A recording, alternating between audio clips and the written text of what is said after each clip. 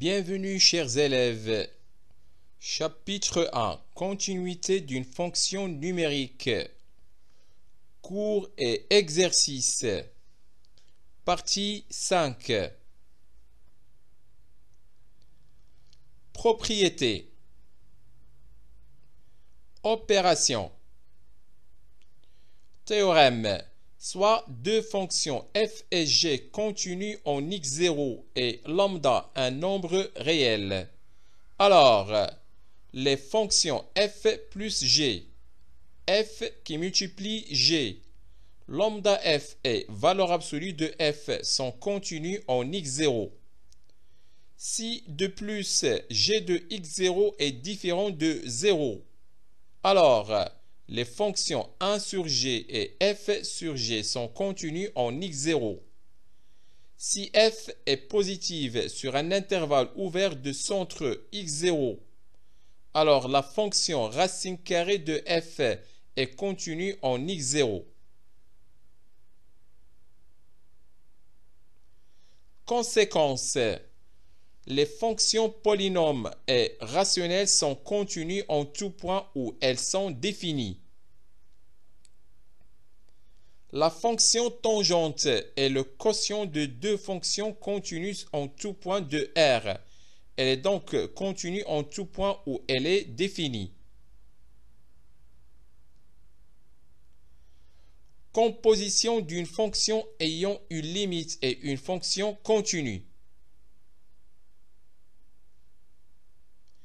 Théorème. Si f est une fonction admettant la limite L au point x0 et g une fonction continue au point L, alors la composée g rang f admet la limite g de L au point x0.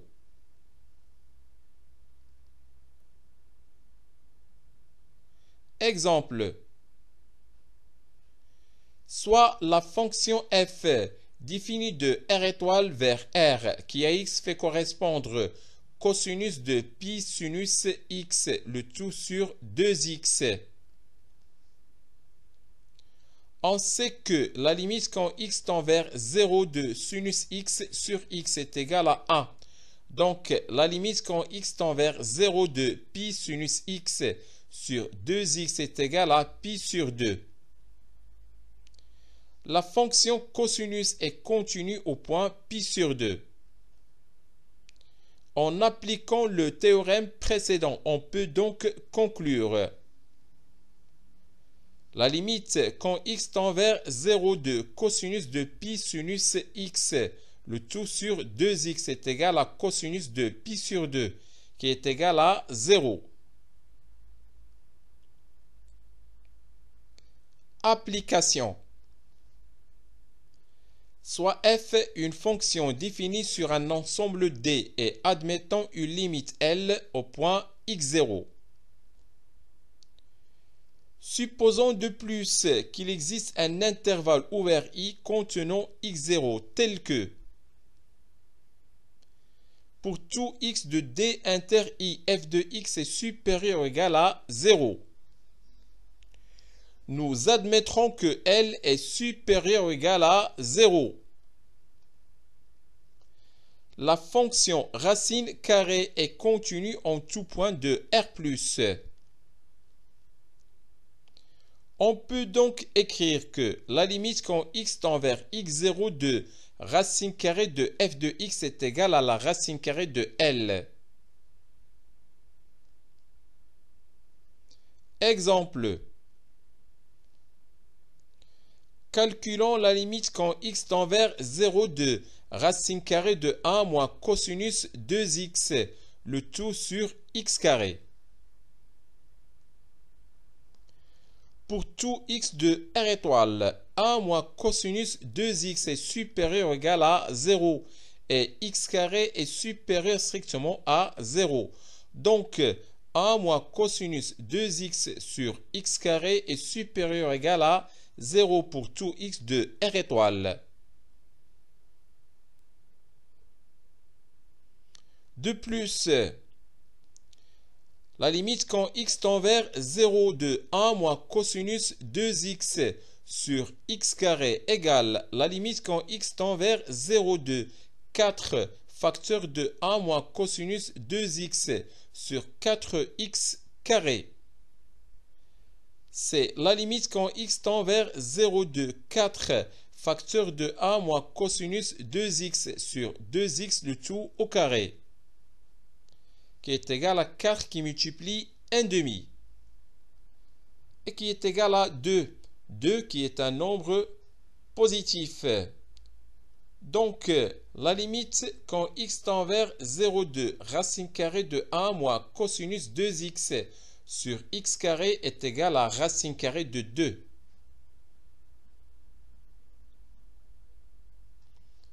Soit f une fonction continue en un point x0 et g une fonction continue en f de x0. On peut écrire que la limite en x0 de f est égale à L, qui est égale à f de x0. D'où la limite en x0 de g rang f est égale à g de L, qui est égal à g rang f de x0. Ce qui exprime que g rang f est continu au point x0. Corollaire, si f est une fonction continue en x0 et si g est une fonction continue en f de x0, alors g rang f est continu en x0. Exemple. Soit f et g, les deux fonctions définies par f de x égale 3x et g de x égale sinus x sur x pour x différent de 0 et g de 0 est égal à 1. Étudions la continuité de la fonction g rang f au point x0 égale 0.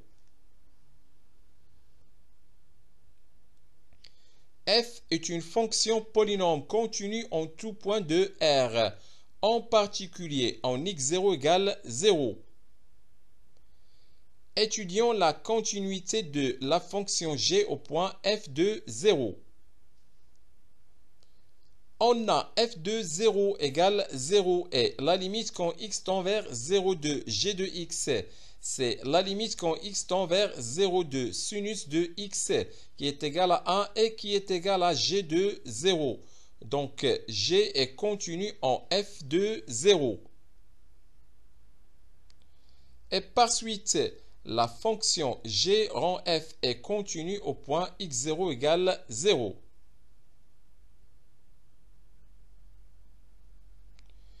Continuité sur un intervalle. Fonction continue sur un intervalle. Voilà, vous avez une première figure et une seconde. On observe sur la première figure qu'il n'y a aucune interruption, aucun saut dans le tracé de la courbe représentative de f obtenue sans lever le crayon. On dit alors que f est continu sur l'intervalle AB. Donc la première figure, c'est le cas d'une fonction continue sur l'intervalle AB. On observe sur la deuxième figure qu'il y a une rupture, un saut dans la représentation graphique pour x égale x0. On dit alors que f n'est pas continu sur AB. Donc pour la deuxième figure, c'est une figure d'une fonction qui n'est pas continue sur l'intervalle AB.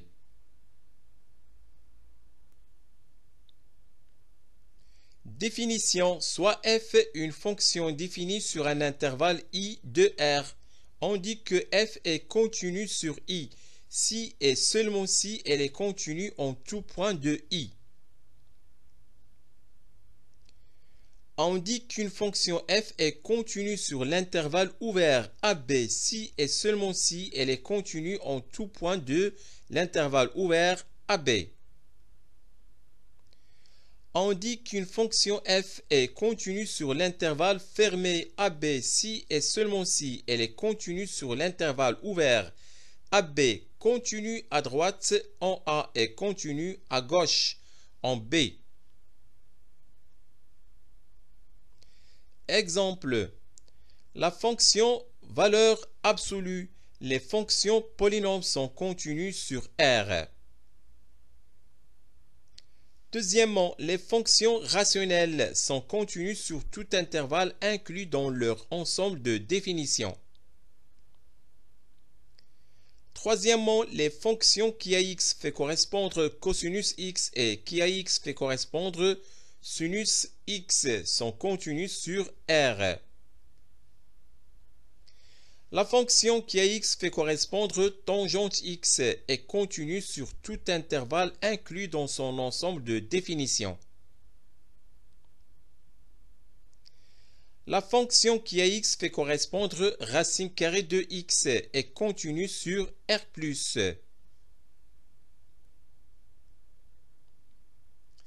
Théorème. Soit deux fonctions f et g continues sur un intervalle i et lambda un nombre réel. Alors, les fonctions f plus g, f qui multiplie g et lambda f sont continues sur l'intervalle i. Si de plus g de x est différent de 0 pour tout x de i, les fonctions 1 sur g et f sur g sont continues sur i. Exemple. Premièrement, la fonction f qui à x fait correspondre x carré moins 1 moins tangente x est continue sur tout intervalle inclus dans son ensemble de définitions, qui est D, c'est l'ensemble R moins les nombres réels qui s'écrivent sous la forme pi sur 2 plus kpi, avec k qui appartient à z, car elle est somme de deux fonctions continues sur D. Ces deux fonctions sont, la première, c'est la fonction qui à x fait correspondre x carré moins 1. Et la deuxième, c'est la fonction qui à x fait correspondre moins tangente x. Deuxièmement, la fonction f qui à x fait correspondre 2x moins 1 sur x carré plus 1 qui multiplie cosinus x est continue sur R, car elle est produit de deux fonctions continues sur R. Ces deux fonctions sont, la première, c'est la fonction qui à x fait correspondre 2x moins 1 sur x carré plus 1. Et la deuxième, c'est la fonction qui à x fait correspondre cosinus x. Troisième exemple, la fonction f qui à x fait correspondre cosinus x plus sinus x sur x plus pi est continue sur tout intervalle inclus dans son ensemble de définitions qui est l'ensemble D. C'est l'ensemble R privé de moins pi, car elle est quotient de deux fonctions continues sur D. Ces deux fonctions sont la première qui à x fait correspondre cosinus x plus sinus x. Et la deuxième, c'est la fonction qui à x fait correspondre x plus pi. De plus, x plus pi est différent de 0 pour tout x de l'ensemble D.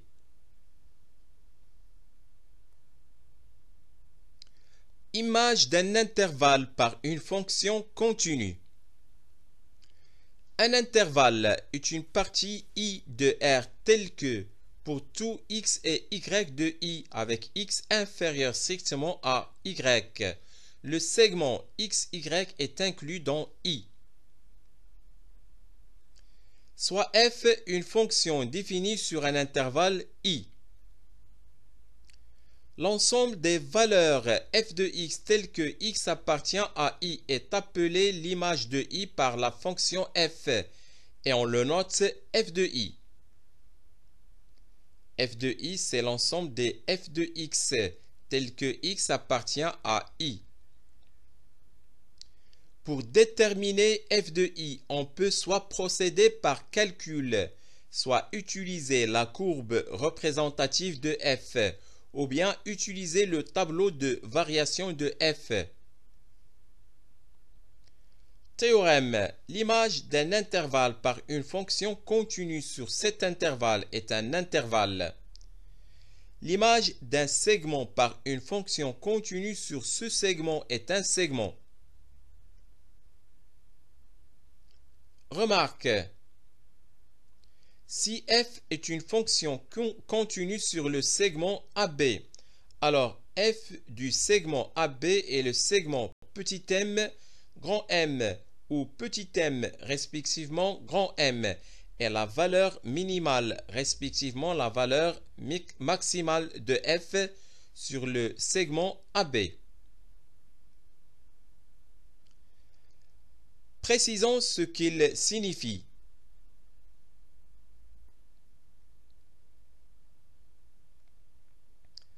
L'ensemble des valeurs f de x lorsque x appartient à AB a un plus petit élément petit m et un plus grand élément grand M. Donc l'image du segment AB est le segment petit m grand M. Continuité de la composée de deux fonctions. Théorème. Soit f une fonction définie sur un intervalle i et g une fonction définie sur un intervalle j, tel que f de i est inclus dans j. Si f est continu sur i et g est continu sur j, alors la fonction gérant f est continue sur i. Corollaire, si f est une fonction continue et positive sur un intervalle i, alors la fonction racine carrée de f est continue sur i. Image d'un intervalle par une fonction continue et strictement monotone. Voilà. Pour la première figure, vous avez f est une fonction continue strictement croissante sur AB. Deuxième figure, f est continue strictement décroissante sur l'intervalle AB.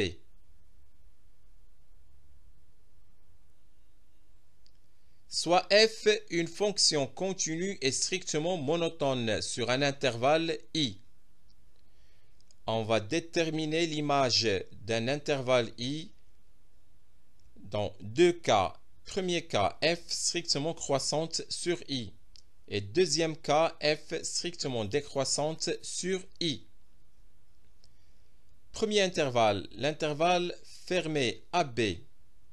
Son image, c'est f de a, f de b lorsque f est strictement croissante sur i. Et son image, c'est f de b, f de a lorsque f est strictement décroissante sur i. Remarquez ici qu'on a tout simplement calculé les images. L'intervalle qu'on a est fermé en a, fermé en b. Je calcule leur image. Maintenant, l'intervalle ouvert AB. Dans ce cas, puisque l'intervalle est ouvert en A, je calcule la limite en A. Ouvert aussi en B, je calcule la limite en B. Donc son image, c'est la limite à droite en A de f de x et la limite à gauche en B de f de x. Si maintenant la fonction est strictement décroissante sur l'intervalle ouvert AB, je commence par B et ensuite A. Donc l'image de cet intervalle, c'est la limite à gauche en b de f de x et la limite à droite en a de f de x. L'intervalle AB fermé en A ouvert en B. Donc son image lorsque f est strictement croissante sur l'intervalle AB. C'est f de A et la limite à gauche en B de f de x. Maintenant si f est strictement décroissante, c'est la limite à gauche en b de f de x et f de a. L'intervalle AB ouvert en A, fermé en B. Son image lorsque f est strictement croissante sur l'intervalle, c'est la limite à droite en A de f de x et f de b. Maintenant si f est strictement décroissante, son image c'est f de b et la limite lorsque x tend vers a par valeur supérieure de f de x. L'intervalle moins l'infini a fermé en A. Lorsque f est strictement croissante sur cet intervalle, son image c'est la limite quand x tend vers moins l'infini de f de x et f de a. Maintenant, si la fonction est strictement décroissante, son image c'est f de a et la limite quand x tend vers moins l'infini de f de x. L'intervalle a plus l'infini ouvert en a. Son image dans le premier cas c'est la limite quand x tend vers a plus de f de x et la limite quand x tend vers plus l'infini de f de x. Et dans le deuxième cas, c'est la limite quand x tend vers plus l'infini de f de x et la limite à droite en a de f de x. Maintenant, r qui est moins l'infini plus l'infini.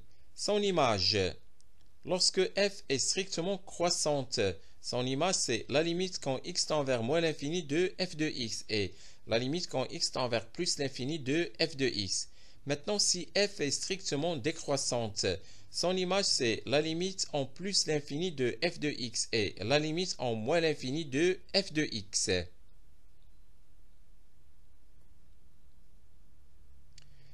Théorème des valeurs intermédiaires, qu'on abrège TVI. Soit f une fonction continue sur un segment AB.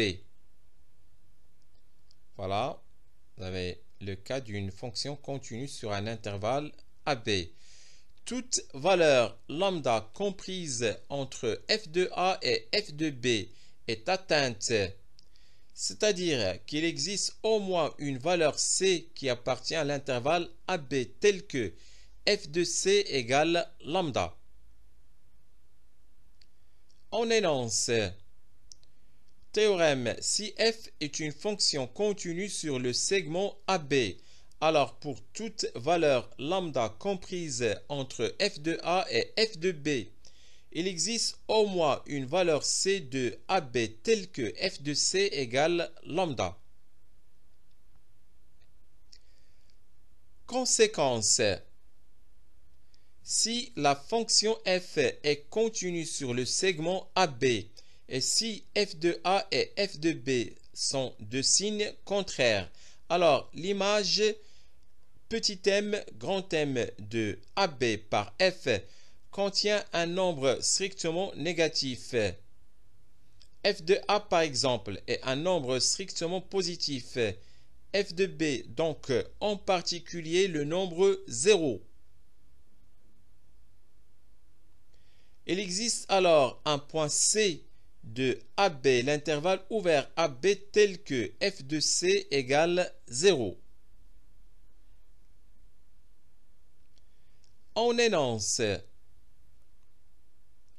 propriété, si une fonction f est continue sur l'intervalle fermé AB et si f de a qui multiplie f de b est inférieur strictement à 0, c'est-à-dire que f de a et f de b sont de signes contraires. Alors, il existe un point C de l'intervalle ouvert AB tel que f de c égale 0. La figure ci-contre donne une interprétation graphique du résultat. Alors, dans cette figure, vous avez f de a qui est inférieur strictement à 0 et f de b qui est supérieur strictement à 0. Donc, le tracé de la courbe f doit obligatoirement couper l'axe des abscisses. Si f est continu sur l'intervalle fermé AB et si f de a qui multiplie f de b est inférieur strictement à 0, alors la courbe représentative de f coupe l'axe des abscisses en au moins un point d'abscisse appartenant à l'intervalle ouvert AB. Exemple. Soit la fonction f qui à x fait correspondre x à la puissance 3 moins 2x moins 1. Cette fonction est continue sur le segment 1, 2.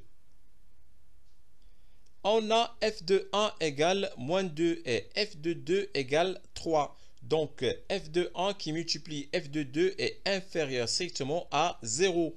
Par suite, l'équation f de x égale 0 admet au moins une solution C comprise entre 1 et 2. Remarque,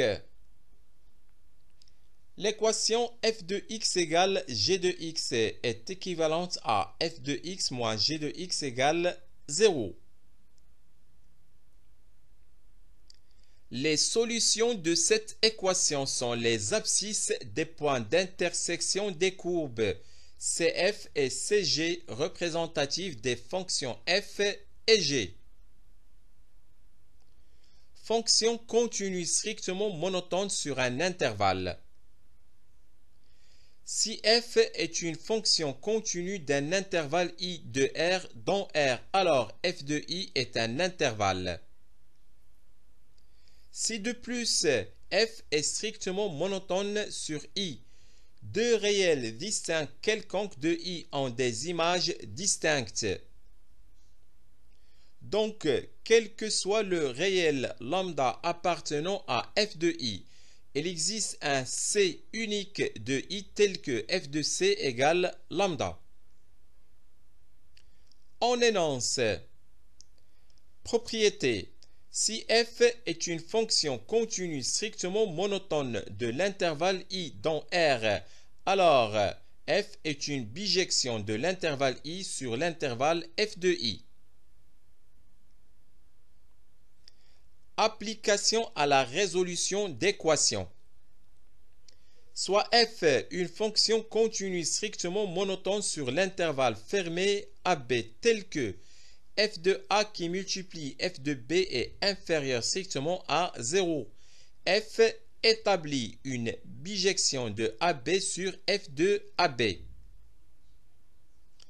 On a f de a qui multiplie f de b est inférieur strictement à 0, d'où 0 qui appartient à f de AB.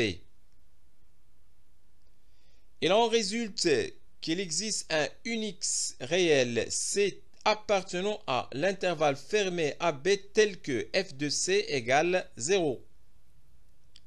Donc voilà, vous avez la figure qui explique les données jusqu'à présent.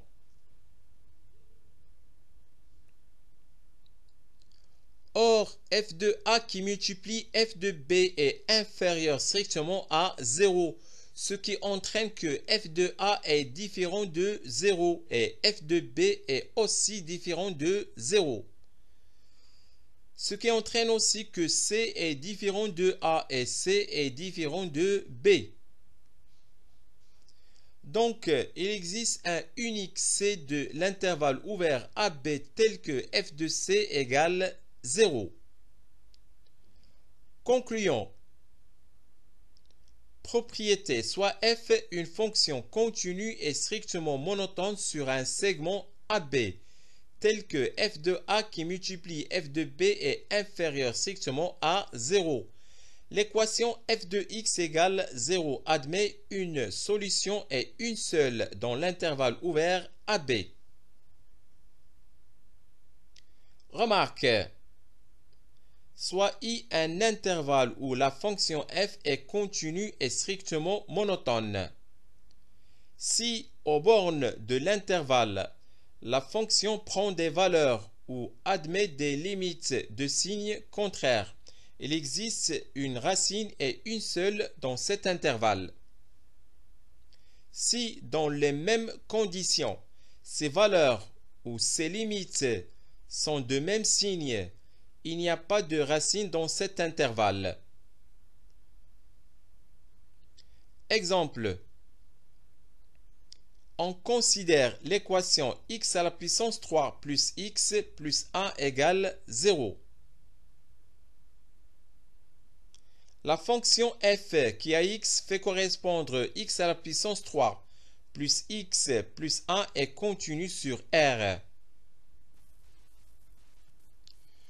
Pour tout x de R, f' de x égale 3x carré plus 1 qui est supérieur strictement à 0. Donc f est strictement croissante sur R. On a f de moins 1 égale moins 1 et f de 0 égale 1. Donc, f de moins 1 qui multiplie f de 0 est inférieur strictement à 0.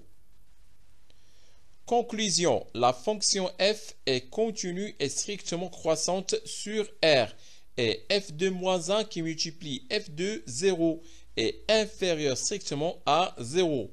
Donc, l'équation f de x égale 0 admet une solution et une seule, C, dans l'intervalle ouvert moins 1, 0. C'est fini pour cette partie. Au revoir.